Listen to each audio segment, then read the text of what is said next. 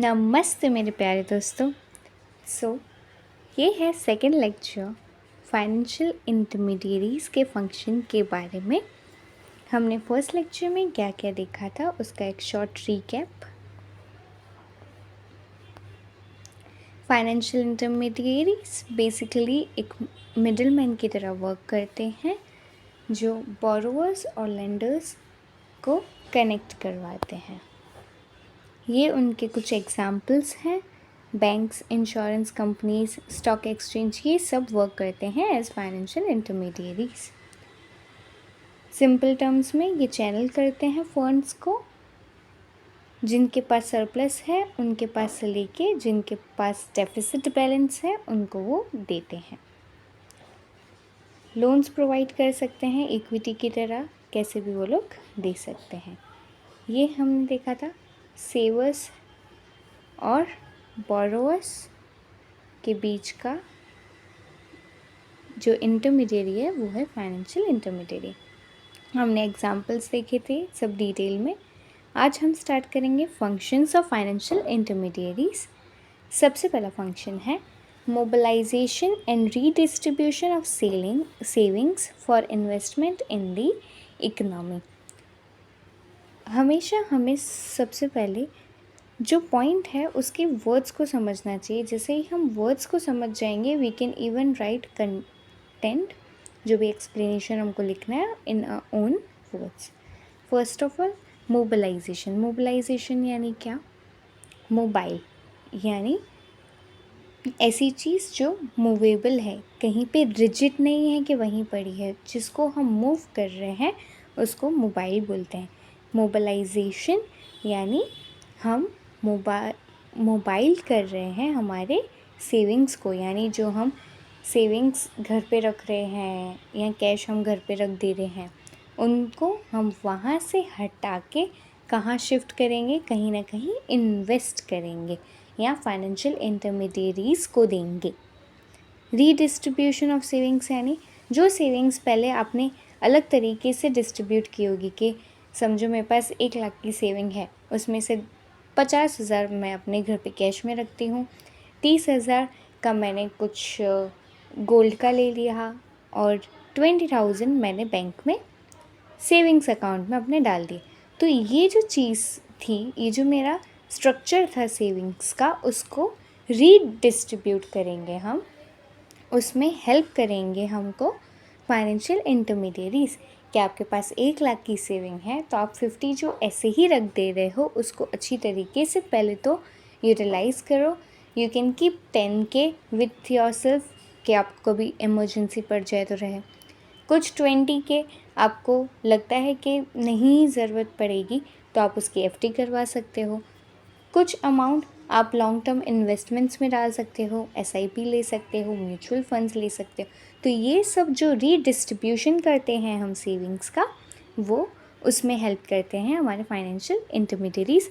Let's read and understand it more in detail. It facilitate economic development bye mobilising and redistribution, ताकि effective use हो, efficient use हो, दोनों में help होगा। सारे सेक्टर्स इकोनॉमी के 2 इकोनॉमिक यूनिट्स को कैरी करते ही हैं। एक होते हैं लेंडर्स और एक होते हैं बोरोवर्स। किसी न किसी के पास सरप्लस अमाउंट होगा ही और कोई ना कोई ऐसा होगा जिसको पैसे की ज़रूरत होगी ही। तो ये उस टाइम पे आते हैं इन देयर रोल, और वो जिसके पास सरप्लस है उसके पास से जिसके पास डेफिसिट है उसको देने में हेल्प करते हैं, और ऐसे ये मोबिलाइज़ करते हैं। हम short term, medium term and long term loans ले सकते हैं। Second, man power development and employment generation, यानी जो मैन पावर है हमारा, जो हमारे एम्प्लॉयज़ हैं, उनको क्या करेंगे हम? उनकी स्किल्स को एनहेंस करेंगे, उनको डेवलपमेंट प्रोवाइड करेंगे। और क्या करेंगे? एम्प्लॉयमेंट जनरेशन, यानी एम्प्लॉयमेंट को ज़्यादा से ज़्यादा एनहेंस करेंगे कि ज़्यादा से ज़्यादा लोग एम्प्लॉय हो पाए, कोई अनएम्प्लॉयड ना रह जाए। और ये कैसे करेंगे हम? तो रीड करते हैं। The business of financial intermediaries requires skilled high level man power. अब फाइनेंशियल इंटरमीडिएशन का जो बिज़नेस है इसमें एक स्किल्ड एम्प्लॉय की ही ज़रूरत पड़ेगी। ऐसे ही आप जाओगे वहाँ बैठे रहोगे, चाय पानी नहीं दे सकते आप, आपको कस्टमर्स को मनाना पड़ेगा, बोरोवर्स से पैसा कैसे निकलवाना है, कैसे उनको देना है, कैसे रीडिस्ट्रीब्यूशन करना है फाइनेंस का, कैसे उनको असाइन करनी है सारी चीज़ें, इन सब के लिए स्किल्ड मैन पावर की ज़रूरत होती है। इसीलिए फाइनेंशियल इंटरमीडियरीज ने ये रिकग्नाइज़ किया है कि वो एक एक्टिव रोल प्ले कर सकते हैं अपने स्टाफ को ट्रेन करने में और उनको रीट्रेन करने में। ट्रेन तो हम समझते हैं, रीट्रेन क्या हुआ, मतलब और जो नई नई चीज़ें आती जा रही हैं हम उनको वो उनमें गाइड करें, वो उनको फ्री ट्रेनिंग्स प्रोवाइड करें, फ्री लेक्चर्स प्रोवाइड करें, गेस्ट लेक्चर्स कई बार होते हैं कॉर्पोरेट्स में, वो सब होंगे। On job end of job, यानी जॉब के टाइम पे भी, ड्यूरिंग द जॉब अवर्स और ऑफ द जॉब अवर्स, उसको on job of job training कहेंगे हम। और इस तरह से वो एम्प्लॉयमेंट की अपॉर्चुनिटीज़ भी क्रिएट करते हैं, क्योंकि अगर एक एम्प्लॉय वहाँ से सारी ट्रेनिंग लेके स्किल्ड होके निकल भी जाए वहाँ से, तो वो कहीं भी और जाएगा तो ही और शी कैन से कि मुझे ये सब चीज़ें आती है, तो उसको जॉब या एम्प्लॉयमेंट काफ़ी जल्दी मिल सकती है। Third, development of international trade. कैसे इंटरनेशनल ट्रेड में हेल्प करता है financial intermediaries? Let's read it. Particularly commercial banks and merchant banks are in one way or the other involved in financing of international trade and payments. One way और other way वो लोग involve होते ही हैं international transactions करने में। उनके clients outside India reside कर ही सकते हैं, हमारे क्लाइंट्स आउटसाइड रिसाइड करेंगे, हम अपने ट्रांजैक्शंस करवाने जाएंगे तो बैंक में ही।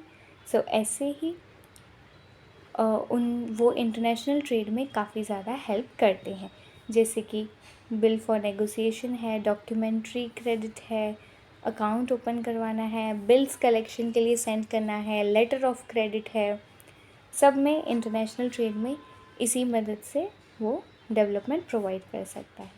Fourth, financing and sustaining economic growth and development. Economic को ग्रोथ एंड डेवलपमेंट में हेल्प करेंगे, कैसे, उसको फाइनेंस प्रोवाइड करके। कैसे? Let's read it.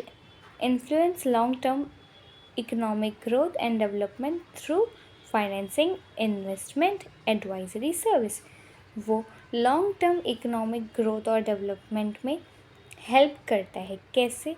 हर किसी को वो क्या करेंगे, रिक्वेस्ट करेंगे या उनको मना लेंगे कि आप फाइनेंस करो, इन्वेस्ट करो, उनको एडवाइजरी सर्विसेज देंगे कि आप लॉन्ग टर्म एसआईपी ले लो, एफडी क्रिएट कर लो, ये सब चीज़ों की मदद से। और जैसे ही एक बार मनी उनके पास आ जाती है तो इससे हमारा मनी फ्लो में आ जाता है और काफ़ी हेल्प होता है इकोनॉमी के ग्रोथ में। वरना अगर वो मनी ऐसे ही पड़ा रहेगा तो उसका कोई यूज़ नहीं होगा। फिर वो इंश्योर करते हैं high level of saving, mobilisation system, कैसे एलोकेट करना है प्रेफर्ड सेक्टर्स में,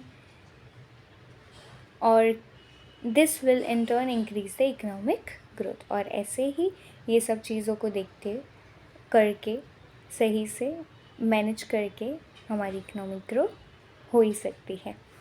fifth is poverty alleviation and finance inclusion of rural populace, यानी रूरल पॉपुलेशन को हम इंक्लूड करेंगे ये सारी फाइनेंशियल सर्विसेज में और पॉवर्टी को हटाने में हेल्प करेंगे।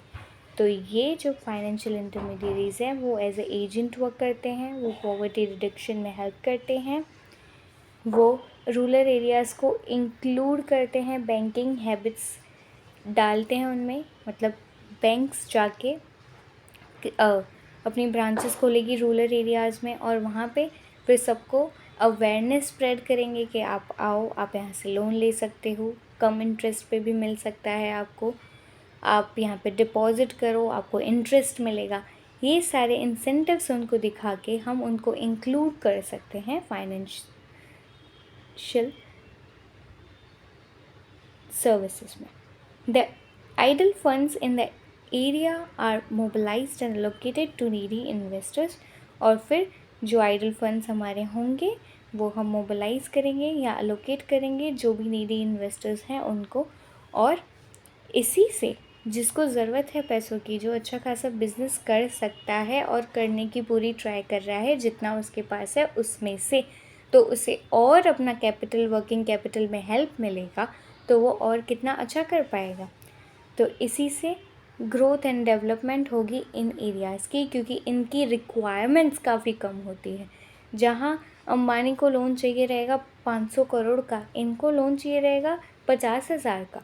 उसमें भी ये काफ़ी ज़्यादा अपनी फैमिली, अपने आस पड़ोस की फैमिलीज़ को भी संभाल सकते हैं, उनको एम्प्लॉयमेंट दे के, कोई स्मॉल बिजनेस खोल के भी। सो इस तरह से वो हेल्प करता है पॉवर्टी को हटाने में और उनको इंक्लूड करता है फाइनेंस में। Then let's see facilitation and development of money and capital markets. वो मनी एंड कैपिटल मार्केट्स में कैसे फैसिलिटेट करता है या कैसे उनको डेवलपमेंट करवाता है। एस वो मनीज़ को देगा, इन्वेस्ट करेगा, जो भी उसके पास आएगा मनी उसको वो इन्वेस्ट करेगा। उससे अगर वो लॉन्ग टर्म इन्वेस्टमेंट कर रहा है तो कैपिटल मार्केट एनहेंस हो रहा है, और अगर शॉर्ट टर्म इन्वेस्टमेंट्स हो रही है तो मनी मार्केट एनहेंस हो रहा है। It's very simple. Corporate responsibility, this is our last function. Let's see. So सिर्फ अपना फ़ायदा नहीं देख सकते हैं ये commercial banks and all of this. इनको basic responsibility which we have also studied इन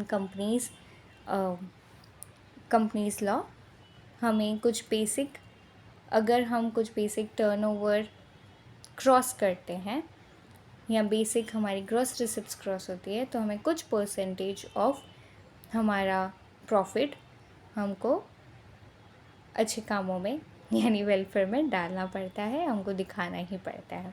तो ये ओ करते हैं एज सब हमसे ही ले रहे हैं, पैसे कमा भी हम ही से रहे हैं, तो एक बेसिक रिस्पॉन्सिबिलिटी तो है इनकी हमारी होस्ट कम्युनिटी यानी जो इनको सब प्रोवाइड कर रही है, तो इनका भी तो कुछ फंक्शन है ना उनके प्रति। तो ये परफॉर्म करते हैं काफ़ी सारे फंक्शंस, जैसे कि इंफ्रास्ट्रक्चरल फैसिलिटी यानी इंफ्रास्ट्रक्चर में हेल्प करते हैं, स्कॉलरशिप अवार्ड्स क्रिएट करवाते हैं और एम्प्लॉयमेंट का कोटा जनरेट भी करवाते हैं। यानी इतने % पीपल आके हर साल या हर महीने आके ज्वाइन कर सकते हैं। ये कोटाज होते हैं, कोटाज क्रिएट होते हैं। कुछ कास्ट के बेसिस पे भी होते हैं कि इतनी कास्ट के लोग इतने % आप आ सकते हैं, वैकेंसीज अवेलेबल होती हैं इन लोगों के लिए। So these were functions of financial intermediaries. With this we complete this particular topic और इसके बाद आप इसमें लिख सकते हैं कंक्लूजन। ये 2 लाइन भी आप लर्न कर सकते हैं, अपनी मर्ज़ी से भी लिख सकते हैं। Thus with this we can conclude that financial intermediaries perform a pivot role in a economy. काफ़ी important role वो परफॉर्म करते हैं हमारी इकोनॉमी में। Thank you so much for watching. Please like, share, subscribe and please comment down below आप जो भी next समझना चाहते हैं, जो टॉपिक आप समझना चाहते हो वो।